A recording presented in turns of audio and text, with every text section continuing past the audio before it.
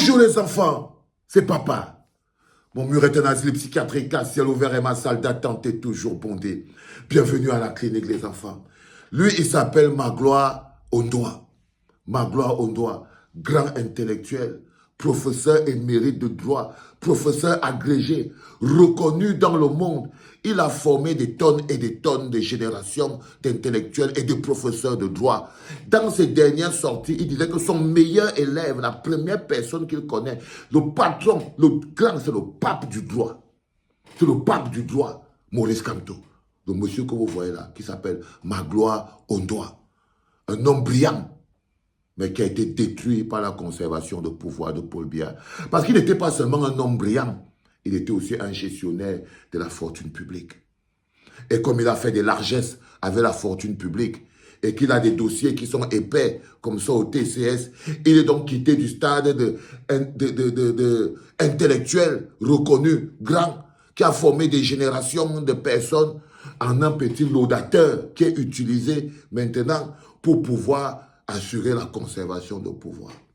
Parce que comme il a volé de l'argent, comme il a des dossiers au TCS, Paul Biya lui a dit que maintenant tu vas faire maintenant le droit du quartier.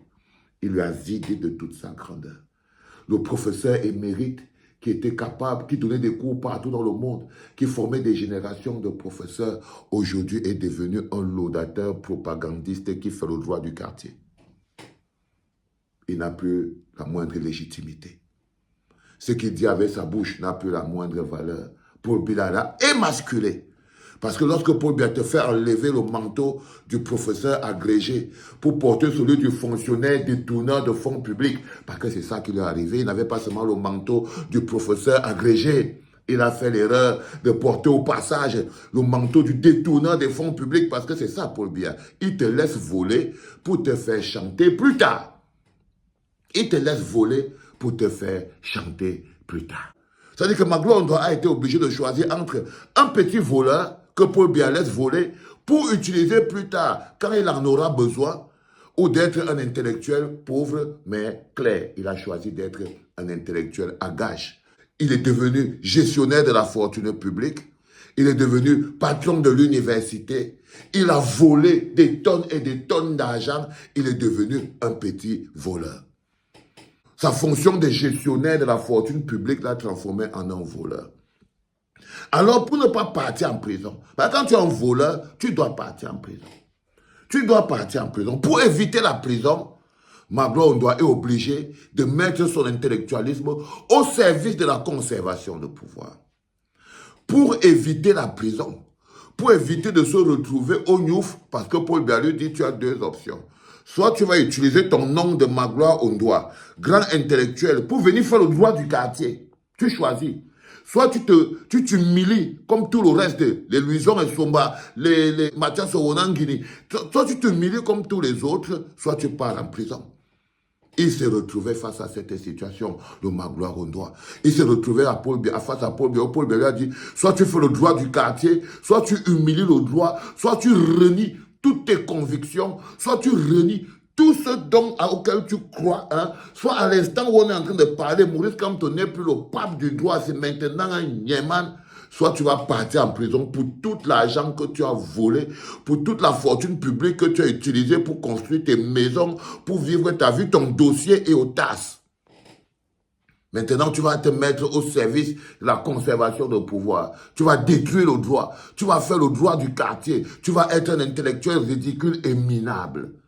Et il n'a pas résisté. On l'a porté, non, on l'a amené à la télévision de Paul Biya, qui est là-bas à la présidence de la République. Et une fois là-bas et tout, il a fait son choix.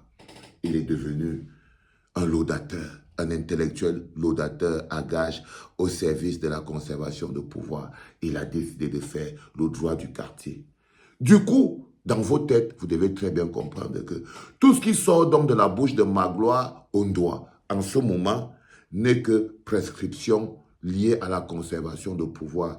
Il n'est plus un intellectuel à qui vous pouvez faire confiance. Il n'est plus un homme digne à qui vous pouvez faire confiance. Il n'est plus quelqu'un qui peut orienter le peuple. Il est devenu un danger pour le peuple. Résultat des courses, ce qui sort de sa bouche doit être rejeté avec la dernière énergie.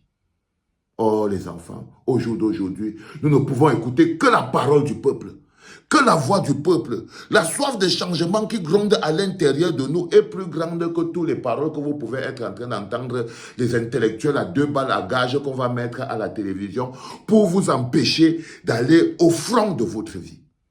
Oui, parce que si Magloire Ondoa est là, c'est pour venir vous empêcher, pour empêcher l'énergie du peuple d'atteindre son maximum.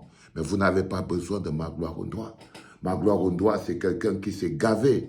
C'est un jouisseur. C'est un jouisseur qui croit que sa parole est beaucoup plus puissante que notre soif de liberté et de justice. Il croit que sa parole est beaucoup plus grande que notre soif de changement. Non, mon pauvre Magloire Ondoa, t'es corrompu. T'es corrompu aux yeux du peuple camerounais. Tu n'as plus la moindre valeur. Tu es exactement comme Mathias Owonangini. Si j'avais des enfants à l'université, aucun d'eux ne ferait le cours de Mathias Owonangini. Tout comme si j'ai des enfants à l'université au Cameroun, aucun d'eux ne suivra plus jamais un cours de Magloire Ondoa. Parce qu'il a perdu le droit de donner cours aux enfants. Magloire Ondoa a perdu le droit d'être professeur. Il a perdu le droit de donner cours parce qu'il a manqué de rectitude. Il est corrompu. Il est capable de corrompre son intellectualisme. Donc, il fait partie de la conservation de pouvoir. Donc, quand on se dresse et qu'on se lève et qu'on doit se battre, il faut bien savoir qu'il n'est pas de notre camp, Magloire Ondoa. Magloire Ondoa est aujourd'hui déshabillé de son manteau de l'éducateur, déshabillé de son manteau de l'intellectuel, déshabillé de son manteau d'homme de droit, et il porte aujourd'hui le manteau du laudateur propagandiste qui fait le droit du quartier. Magloire Ondoa aujourd'hui porte le manteau du propagandiste laudateur qui fait le droit du quartier, qui a choisi lui-même de tourner le dos à la rectitude. C'est ça le contact avec Paul Biya. Ça détruit les valeurs. Ça détruit la grandeur d'un homme. Ça rabaisse les hommes. Ça rabaisse les hommes. Pourquoi? Il s'est humilié. Pourquoi? Pour pouvoir mettre son intellectualisme à la télévision de la présidente de la République du Cameroun en pensant que lorsque Magloire Ondoa va dire avec sa bouche qu'en ce qui concerne Maurice Kamto, il n'y a que l'option des 300 signatures, parce que c'est pour ça qu'il a été invité à cette émission, pour utiliser son titre de grand professeur Magloire Ondoa pour venir faire le droit du quartier et faire croire aux Camerounais tout entier que non, en fait, Maurice Kamto ne peut devenir candidat qu'après l'obtention des 300 signatures. Il est important que vous compreniez quelque chose de plus important. Que Maurice Kamto soit là, que Maurice Kamto ne soit pas là, le plus important pour nous, c'est qu'est-ce que le peuple fait pour ne plus vivre un jour de Paul Biya. C'est ça que vous ne comprenez pas. Eux, ils sont accrochés sur Maurice Kamto, mais ils oublient que non. Nous, on est accrochés sur Paul Biya. Parce que leur truc, en fait, c'était de nous faire, de penser justement que non, si se débarrasse de Maurice Kamto, on va supporter, on ne va que rester avec. Non, même le fou peut diriger ce pays. Nous nous accrochons sur Maurice Kamto parce que c'est la meilleure proposition. Parce que c'est la bénédiction que Dieu nous envoie pour pouvoir mettre notre pays sur les rails directs. Parce que Maurice Kamto est la preuve que le Seigneur, là, on n'abandonne pas totalement les gens. Il les laisse avec une petite source d'espoir. Donc on prend, on met de côté, on sécurise. Maurice Kamto doit être sécurisé pour que nous, le peuple, nous menons la bataille. Et la bataille, c'est que les Magloire Ondoa comme ça, il ne faut plus écouter, c'est comme les préfets. C'est comme les préfets. Le peuple que nous sommes aujourd'hui, nous ne pouvons plus écouter un intellectuel qui viole la loi, qui viole les règles. Non. Et aujourd'hui, on n'a que ça. On ne peut plus obéir à un policier qui obéit à un préfet qui viole la loi. Non, les enfants, ça c'est fini. Vous ne pouvez plus, et il faut bien expliquer à messieurs les policiers, messieurs les gendarmes, messieurs les policiers, qui obéissaient à des ordres, à des ordres illégaux. Parce que quand vous êtes un policier et que vous avez l'ordre d'un préfet qui est un ordre qui n'est pas légal, qui est une violation de la loi, c'est vous, monsieur le policier, qui êtes en train de violer la loi.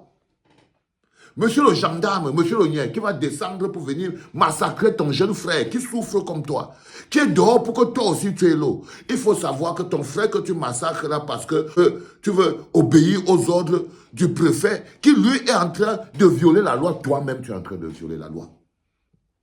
Toi-même tu es en train de violer la loi. Ton frère ne va peut-être pas réussir à te neutraliser, mais tu vas le regarder dans les yeux avant de le tuer. Il va t'arrêter, il va te dire que, hein, mon frère, et il ne va pas fuir. Il ne va pas fuir. Il va se placer devant toi comme ça, monsieur le policier. Il va te dire que je suis ton frère. Je me bats pour l'eau, le courant et l'électricité. Pour nous tous. Tu veux me tuer, pourquoi? Oui. C'est la question que nous allons poser à nos frères policiers et militaires. Quand nous serons face à eux, écrivez ça. Que nous sommes vos frères et vos sœurs. Nous nous battons pour l'eau, le courant et l'électricité, pour nous tous. Vous voulez nous tuer, pourquoi? Pour obéir à des ordres illégaux. Est-ce que vous avez l'eau vous-même? C'est la question que nous devons poser à chaque fois. Parce qu'en ce moment précis, vous devez très bien savoir que l'ordre établi à Yaoundé est un ordre illégal. La gouvernance qu'on a à Yaoundé est une gouvernance illégale, où ils ont choisi de faire le droit du quartier. Ils partent prendre un intellectuel, un professeur agrégé, reconnu dans le monde entier, Magloire Ondoa, et le transforment en une petite fiotte, juste pour la conservation du pouvoir, la destruction des valeurs. Ils prennent un monsieur comme Magloire Ondoa, reconnu dans le monde entier, reconnu dans le monde entier, comme étant un grand professeur émérite. Il a formé les plus grands. Il a formé les plus grands. Il transforme Magloire Ondoa en un vulgaire laudateur, en un vulgaire propagandiste qui fait le droit du quartier. Donc, ils détruisent maintenant les valeurs. Ils détruisent maintenant les valeurs. Et contre ça, le peuple ne peut plus obéir. Je vous ai dit, les enfants, il n'y a rien de plus grand que le peuple. Le peuple, quand le préfet est hors la loi, le peuple le traite comme un hors-la-loi. Par exemple, le préfet de Douala, c'est un hors-la-loi. Son sous-préfet, c'est un hors-la-loi. Tous les préfets du Cameroun que vous voyez là, ils sont des hors-la-loi. Et le peuple ne peut plus continuer d'obéir à un préfet. Dernièrement, vous n'avez pas entendu l'autre préfet qui est en train de menacer les chefs de village dans le nord. En train de menacer les chefs de village dans le nord. Oh, vous allez payer. Oh, vous n'êtes rien. Vous êtes patati patata. Toujours dans l'expression du pouvoir colonial. Non. Nous, le peuple, à un moment, ça s'arrête. À un moment, ça s'arrête et ça s'est arrêté. Ça doit s'arrêter. Regardez comment Paul Biya a détruit un homme comme Magloire Ondoa. Il a détruit comme une chèvre. Comme une chèvre. Il n'a plus la moindre valeur. Allez les enfants, tu pars de chez toi, tu pars prendre ton père à l'aéroport, tu le ramènes à la maison en Grand Moulin, en marchant. Parce que ça fait du bien. Parce que ça fait du bien. Le gars dit que vous allez marcher. Ben, il faut marcher, les enfants.